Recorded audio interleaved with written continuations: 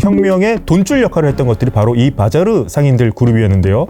이 바자르 상인들이 등을 돌렸다는 점, 현 집권체제의 기둥의 한 축이 무너지는 순간이었습니다. 이런 집권층들, 혁명 엘리트, 종교 엘리트라고 하는 사람들 사이에서 엄청난 이중성이 보인다는 겁니다. 위선이. 외부 세계, 외국인들에게 그렇게 돈을 주면서 국민들에게는 1인당 7달러 줄 테니까 어떻게 좀 달래보려고 했던 모욕적으로 느낀 거고,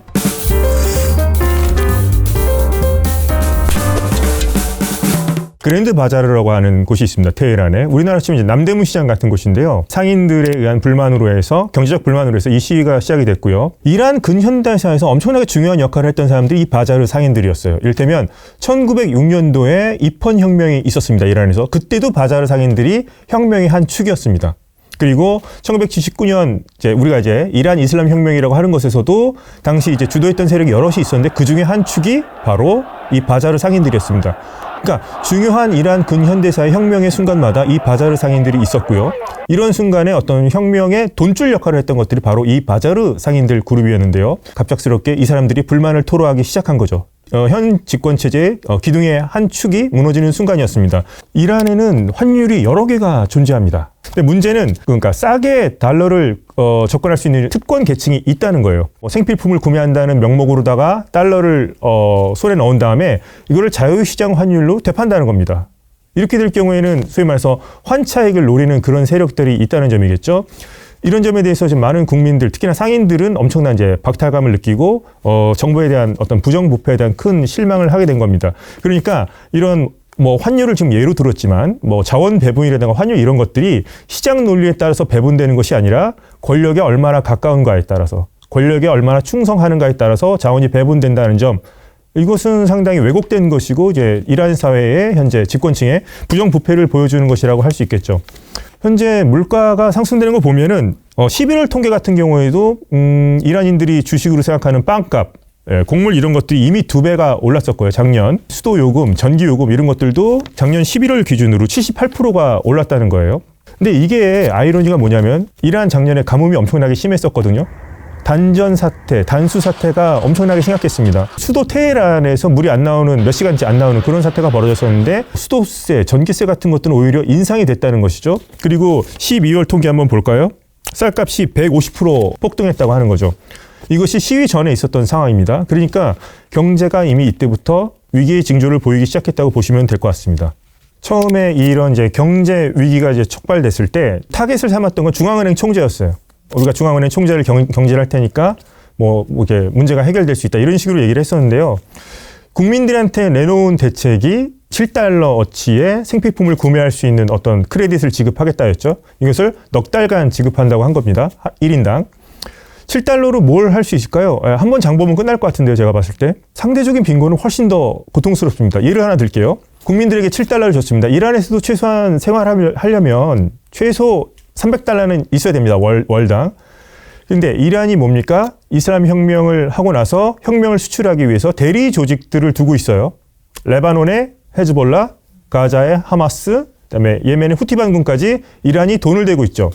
1년에 되는 돈이 최소 수억 달러에서 10억 달러라는 겁니다.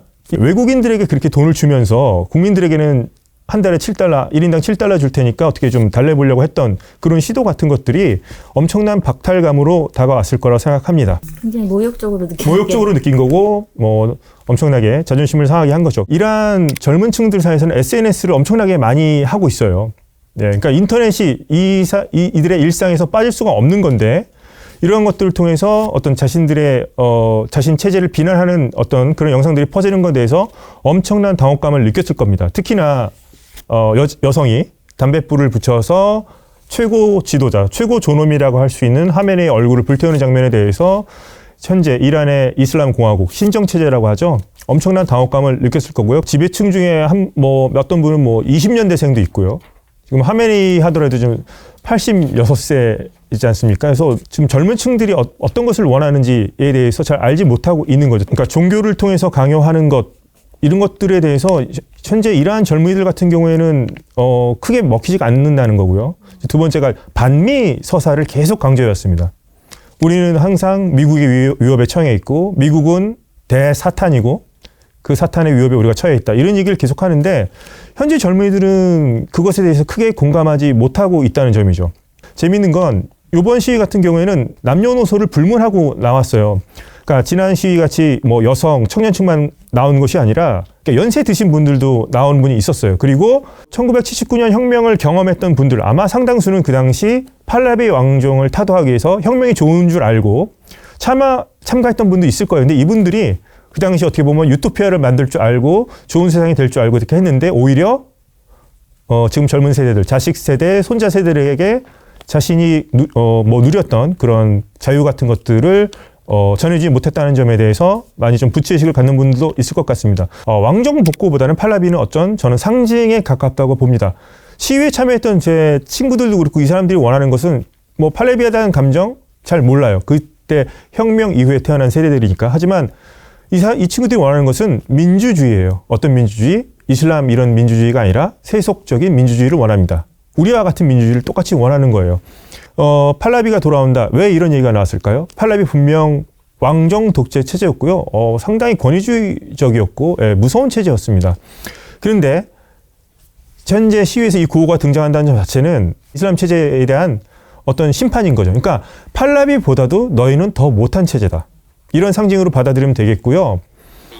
물론 그 과거에 대해서 경험하지 못한 세대가 팔라비에 대해서 좀 동경하는 그런 부분도 없지는 않은 것 같습니다. 일단 가장 대표적인 게 여성들이 좀 자유로운 복장이었고 뭔가 그 당시에는 어떤 이란 문명의 그런 자부심을 좀 나타냈던 시간이었다. 이렇게 생각을 하는 거죠. 그래서 어떤 이란 문명의 역사를 봤을 때 이 친구들이 생각하는 거는 현재 이슬람 체제는 올바르지도 않고 우리 역사, 위대한 우리 이란 문명의 역사에서 가장 부끄러운 체제다. 우리를 가난으로 몰아넣고 종교를 이용해서 우리를 착취한 가장 부끄러운 체제다. 뭐 이렇게 생각하는 판결을 내리고 있는 것이고요. 그것에 대한 상징으로서 이제 팔라비를 계속 그 이름을 소환하고 있는 거죠. 친정부 시위를 모습을 보면 하나의 프레임이라는 게 있습니다. 어떤 걸 집중적으로 비추냐면 모스크, 이슬람 사원을 불태우는 모습을 보입니다. 시위대들이. 그리고 뭐 이 사람들에 의해서 군인과 경찰들이 죽었다는 얘기를 해요. 그러면서 죽은 사람들을 순교자라고 부릅니다. 이런 그 친정부 시위대에서 항상 나오는 구호가 뭐죠? 뭐 미국에게 죽음을, 이스라엘에게 죽음을입니다. 그래서 현 시위대 자체를 어떤 뭐 시위대라고 인정하고 있는 것이 아니라 폭도, 테러리스트라는 표현을 쓰죠. 어떤 테러리스트? 미국과 이스라엘의 조종을 받는 테러리스트. 예전에 혁명의 어떤 프레임을 자꾸 씌우는 거죠. 이란과 외세의 대결이다. 이슬람과 비이슬람의 대결이다. 정의와 불의의 대결이다. 이런 식으로 지금 프레임을 씌워서 자신들의 어떤 지지층의 지지 기반을 지금 공고화하려는 그런 수단으로 보면 될 것 같습니다. 혁명 수비대는 우선 어떻게 탄생했냐면 팔라비 왕정을 무너뜨리고 혁명이 성공했습니다. 그때 지도자였던 이제 아야톨라 호메이니가 봤을 때 군을 믿을 수가 없는 거예요. 이 사람들이 팔라비 밑에 있던 애들인데 나에게 충성을 할지 불분명하니까 어떻게 보면 자신의 친위대로서 만든 조직이 혁명 수비대입니다. 그러니까 이란 국가가 아니라 최고 지도자에게 충성하는 조직입니다. 근데 이 혁명수비대가 군조직뿐만 아니라요. 어떤 걸 하냐면 해외 작전도 혁명수비대가 하고요. 그다음에 기업체도 거느리고 있고요. 뭐 에너지, 뭐 항만, 여러 유통 이런 분야까지 다 장악하고 있기 때문에 이란 경제의 뭐 한 5분의 1, 뭐 30%까지 뭐 장악하고 있다는 이런 얘기가 나올 정도로 하나의 거대한 복합체라고 보시면 되겠습니다. 근데 이런 혁명수비대가 이란 체제와 아마도 끝까지 운명을 같이 할 거라고 보는 시각이 있죠. 뭐 그건 당연합니다. 그런데 혁명수비대라고 해서 전부 다 잘 사는 게 아니거든요. 피라미드 구조입니다. 그렇다면 상층부는 정말 재벌에 못지않게 잘 살 수도 있어요. 그런데 맨 아래층에 있는 일반 병사 같은 경우에는 징집돼서 온 병사들도 있거든요. 일반 병사들. 근데 그런 일반 병사들 같은 경우에 과연 이런 세타가 계속된다고 했을 때 자신이 자신과 같은 계층에 속한 사람에 대해서 총을 쏘는 것에 대해서 이 사람들이 정말 꺼리낌 없이 계속할 수 있겠는가? 그런 물음도 가질 수 있을 것 같고요. 이런 시위가 장기화되면 장기화될수록 시위대도 고통스럽지만 정부 당국도 진압하는 쪽도 힘들 겁니다. 왜냐하면 혁명수비대한테 월급을 줘야 되잖아요. 월급을 주고 이렇게 움직여야 되는데 만약에 그것이 제대로 이루어지지 않거나 월급을 주더라도 그것이 현재 인플레이션 때문에 도저히 생활이 불가능하다 생각한다면 최상층부까지는 몰라도 일반 하급 병사들 사이에서는 동요가 일어날 가능성이 전혀 없다고는 말할 수 없을 것 같습니다. 제가 예를 하나 들어볼까요? 루마니에 차우세스쿠라는 독재자가 있었습니다. 그 사람이 어떤 걸 했었냐면 절대 무너지지 않는다 했어요. 왜냐하면 여성이 임신을 했는지 안 했는지도 매번 체크를 했어요, 이 사람은. 그리고 항시 도청 장치라든가 이런 감시 체제를 구축해서 이 루마니아의 차우세스쿠 체제는 절대 무너지지 않는다고 했었고, 이 사람의 비밀 경찰로 세쿠리타테라고 하는 그런 조직이 있었거든요. 그랬는데 어느 순간 이 세쿠리타테라는 조직이 발포를 거부하는 순간 루마니아는 바로 끝났습니다. 이란 혁명 수비대 안에서도 이반 가능성, 이탈 가능성 전혀 없다고는 할 수 없을 것 같습니다. 많은 분들은 이런 일이 일어나지 않을 거라고 하는데 저는 어떤 생각을 했었냐면, 이번 시위가 불이라고 한다면 작년부터 계속 뭔가 땔감을 모으고 있는 느낌을 받았었어요. 그리고 이번 경제난, 경제 위기 같은 경우가 일종의 불꽃일 역할을 한 것이고, 그 전부터 계속 불만은 쌓아져 왔었거든요. 현재 젊은 세대 사이에서 반미 서사가 먹히는가? 저는 먹히지 않는다고 봅니다. 그리고 반미 서사에서 공통된 특징 중에 하나가 일종의 저항 경제 같은 걸 얘기해요. 항상 우리는 포위돼 있고 우리는 가난할 수밖에 없어. 하지만 우리는 계속 미국과 서방에 맞서 싸워야 돼. 이런 서사인데요. 좋습니다. 저항 경제하고 국민에게 궁핍을, 이거 어쩔 수 없는, 우리 싸우기 위해서 이렇게 숭고한 일을 하는 건 좋은데, 이런 집권층들, 혁명 엘리트, 뭐 종교 엘리트라고 하는 사람들 사이에서 엄청난 이중성이 보인다는 겁니다. 위선이. 서울 같은 경우에는 한강을 중심으로 강남과 강북으로 나뉘죠. 테헤란 같은 경우에는 남과 북으로 나뉩니다. 남테헤란, 북테헤란. 그중에서 북테헤란이 지금의 권력층 상층부들이 사는 지역이 북테헤란 지역이에요. 그쪽은요, 화면만으로 보면 이란이 아닌 것 같아요. 이탈리아제 스포츠카들이 계속 다니고요. 자유로운 복장을 한 사람들이 돌아다니고요. 명품 가게들이 질비합니다. 거기에 혁명을 이끌었던 상류층들, 또 그 자식들이 살고 있어요. 그런 혁명 엘리트들의 자식들이 미국, 캐나다, 유럽 이런 데 유학을 가서 호화로운 생활을 하고 있고, 그런 사진들을 SNS에 올린다는 점이죠. 자, 이것을 보는 일반 서민 가정, 또 그 사람들의 자식들은 어떤 느낌일까요? 현타가. 그렇죠. 지금 우리에게 이렇게 공포를 가하면서 강요하는 가치들이 이 사람들이 얼마나 두 얼굴을 가지고 있는가, 그 위선을 뭐 정말 여실하게 보여준 장면이었다고 저는 생각합니다. 이란 사람들이 교육 수준이 상당히 높고요. 인터넷 거의 뭐 일상화됐기 때문에 SNS 같은 거 엄청 많이 합니다. 사진도 올리기도 하고, 제가 사진 올리면 좋아요 눌러주기도 하고, 그리고 저보다 더 우리나라 드라마 훨씬 더 많이 알고 있고요. K-POP 가수 더 많이 알고 있습니다. 외국 문화에 대해서 상당히 개방적이고 이런 측면이 있는 건데, 현 체제가 이러한 사람들의 욕구를 채우지 못하고 계속해서 강압을 하고 있는 것이죠. 물론 시민들이 계속해서 요구는 해왔어요. 2009년도에 부정선거 이슈가 있었어요. 근데 이 사람들이 뭔가 선거 결과가 이상하다 싶어서 정부 측에 요구를 했어요. 이거 좀 선거 좀 투명성 해야 되는 거 아닙니까? 그때 돌아온 것은 폭력이었습니다. 그다음에 또 하나 말씀드려 볼까요? 2019년도에 휘발유에 대한 보조금이 지급이 됐었는데, 그것을 일단 이란 정부가 없앴습니다. 당연히 휘발유 값이 올랐겠죠. 삶이 힘들어지니까 사람들이 나와서 이것에 대해서 정말 못 살겠습니다. 이거 좀 어떻게 좀 해주세요. 요구를 했었는데요. 그때 정부의 대답은 학살이었어요. 이것이 잘 안 알려져 있는데, 이게 피해 11월이라고 하는 사건입니다. 대략 1,500명이 죽었다고 하고요. 우리가 좀 잘 알고 있는 게 바로 2022년도의 히잡 시위죠. 이제 마흐사 아민이라는 여성이 히잡을 아예 안 쓴 것도 아니고 뭐 제대로 안 썼다는 이유로 죽은 건데, 사실상 공권력에 의해서 죽은 것으로 밝혀진 사건이죠. 여기서 알 수 있는 건 뭡니까? 요구를 해도 정부는 들어주지 않아요. 돌아오는 건 뭐죠? 폭력입니다. 사람으로 치면 뭡니까? 어떤 요구를 했는데 이 사람의 얘기를 듣는 것이 아니라 방에다 들어온 다음에 창문 닫고 커튼 내리고 문 걸고 불 끄고 사람을 때리는 거예요. 이런 체제에 대해서 무엇을 더 기대할 수 있을까? 이런 것들이 계속 이제 차곡차곡 쌓아져 왔던 것들이 지금 이제 폭발한 거라고 볼 수 있겠습니다. 어떤 트리거가 되나 하나 또 변수를 말씀드리자면, 작년 6월에 이란과 이스라엘 간의 12일 전쟁이 있었습니다. 그때 이란이 생각보다 상당히 무력한 모습을 보여줬었어요. 그러니까 그 전만 해도 어땠었냐, 뭐 중동의 군사 강국이고 시아파의 맹주고 이런 게 있었는데, 생각보다 일찍 그 무력함을 드러냈었죠. 방공망이 다 뚫려 있었고요. 국민들한테는 그렇게 엄한 호랑이 같고 했는데 외세 앞에서는 정말 힘없이 무너지는 모습을 보여줬어요. 종이 호랑이였단 말이에요, 외부에서는. 그러니까 이란 체제에 대해서 많은 국민들이 회의를 느낀 거죠. 야, 우리한테는 이렇게 하면서 외부에 대해서는 우리가 그렇게 뭐 강한 국가가 되고 있고 자존심이고 뭐 이런 식으로 하더니 알고 봤더니 정말 아무것도 아니었구나. 이런 점들이 저는 뭐 현재 시위를 많은 사람들을 이끌어 가는데 여러 요인 중에 또 하나라고도 생각합니다. 분명히 군사적 옵션이 있는 것은 맞습니다. 근데 현재 트럼프가 하고 있는 거는 일단은 좀 사이버 정보전, 또 심리전 같은 것들 지금 하고 있는 거죠. 이를테면 자, 스타링크 같은 거를 계속 뿌리라고 한다는 점, 이란과 거래하는 국가에 대해서는 25% 관세를 더 매기겠다. 이런 것도 좀 상당한 압력으로 지금 작용하고 있는 거죠. 그리고 많은 사람들이 트럼프 지금 말만 하고 지금 하는 거 아무것도 없지 않아? 예, 아직까지 행동으로 뭘 군사적인 옵션을 누르진 않았어요. 하지만 이런 말 한다는 것 자체가 어떻게 보면 시위대에게는 아직 우리 뒤에는 트럼프가 있구나, 이런 생각을 하는 것이고요.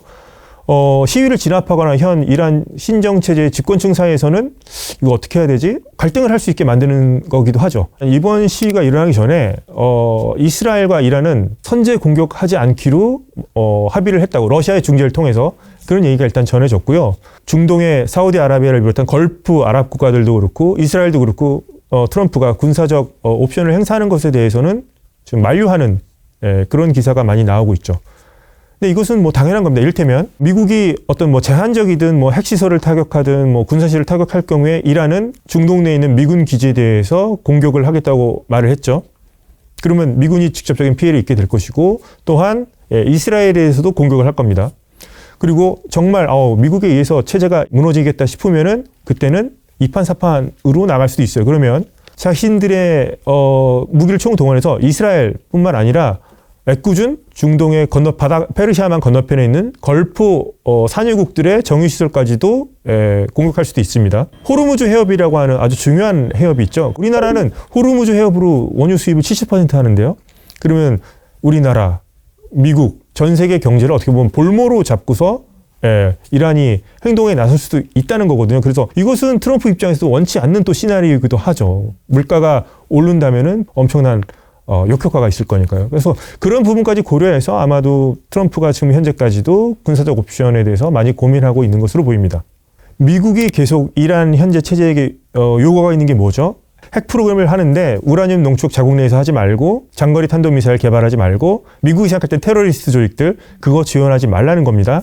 트럼프는 이 문제를 해결해야지만 중동의 질서가 안정이 된다고 보고 있는 거죠.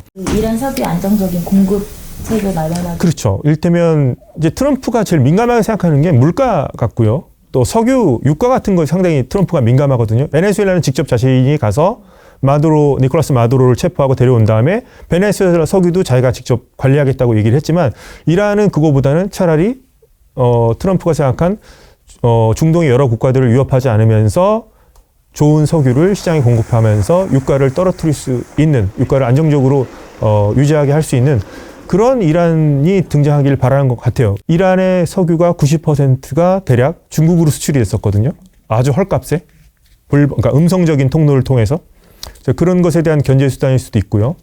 또 러시아 같은 경우도 석유와 가스를 팔아서 이렇게 산단 말이에요. 주요 수출품이.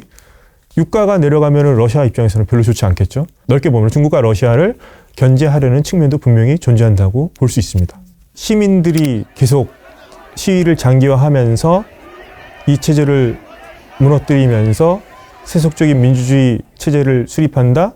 이것이 가장 이상적인 시나리오일 것 같네요. 그러면 정말 테헤란에 봄이 올 것 같습니다. 맞죠? 가장 안 좋은 시나리오는 뭘까요? 완전히 강경진압에 성공해서 시위대들이 완전히 사라지고 이란의 철권 통치 체제가 계속 더 강화되면서 지금 알리 하메네이, 이 사람이 죽더라도 그 후계자가 계속해서 이러한 똑같은 신정 체제가 계속 유지되는 것. 근데 저는 한 가지 말씀드리고 싶은 건, 그 체제가 유지된다고 하면 할수록 이란이라는 나라는 훨씬 더 비참해지고 약해지는 겁니다. 국민들이 지지하지 않습니다. 그때는 이미 국민들로부터 사망 선고를 받은 거고요. 그렇게 돼서 계속 연장되는 정권, 그거는 더 의미가 없다고 생각하고, 그것은 자가 호흡에 의한 것이 아니라 정말 산소 호흡기를 대고서 간신히 연명하는 정권에 불과하다고 생각해요. 제가 또 하나 말씀드리고 싶은 건, 어떤 분들이 이제 핵 협상이 작년에 이제 결렬이 되고 제재가 이제 본격적으로 시작됐죠. 이제 스냅백이 복원되면서 유엔 안보리 차원의 제재가 시작됐습니다. 그럼 이제 많은 사람들이 그런 얘기를 해서 계속된 제재에 의해서 이를테면 북한이 있었던 것처럼 뭐 권한의 행군을 할 것이고, 국민들은 더 일치 단결해서 그 궁핍을 견디면서 강한 이란이 되는 모습을 보기 위해서 국민들이 참고 인내할 것이다. 젊은 층들이요, 제 친구들 그런 거 절대 원치 않습니다. 북한처럼 되는 것, 가난해지는 것, 핵을 뭐 핵무기를 갖는 거 그런 거 전혀 원치 않아요. 차라리 원자력 발전소를 잘 지어서 단전이 안 되고 전기가 제대로 공급되는 걸 원하지. 그거는 정말 이란 사회를 너무나 일반화하고 단순화해서 보는 시각이고요. 이란 젊은 층들의 생각은 그것과 전혀 다릅니다. 지금 언론에 쓸 때 처음 할 때 경제난으로 시작된 반정부 시위라고 얘기를 하는데요. 저는 이거 이렇게 부르면 안 될까요? 이란의 민주화 시위라고 부르면 안 될까요? 테헤란의 봄이라고 부르면 안 될까요? 그렇게 한번 제안 드려보고 싶은데요. 그렇게라도 단어를 바꾸면 어떨까요? 지금 이것은 이 사람들이 경제난 때문에 일어난 것으로 이렇게 축소시킬 수가 없어요. 자, 예를 하나 들어볼까요? 경제 문제를 지원 정부가 깔끔하게 해결하고 예를 들어서 몇백 달러씩 자 통장에 넣어주겠어 하면 이 사람들이 정부에 동의하면서 아 고맙습니다 하고 거리 위에서 집으로 돌아갈까요? 아니요. 그런 각오였다면 이런 시위에 나오지도 않았습니다. 이 사람들. 분명히 얘기했다시피 이것이 마지막 전투라고 했어요. 이 친구들은. 끝을 보기 위해 나왔다고 얘기를 했고요. 이들이 원하는 건 단순하게 뭐 돈을 더 달라, 쌀을 더 달라가 아니라 자유, 인권, 그리고 민주주의에 대한 외침이거든요. 그렇기 때문에 저는 이것을 아직 봄이 오지 않았지만 테헤란의 봄이 올 것인가 그런 한번 각도로 한번 살펴봤으면 좋겠고 이란의 민주화 시위다. 저는 이렇게 평가하고 싶습니다.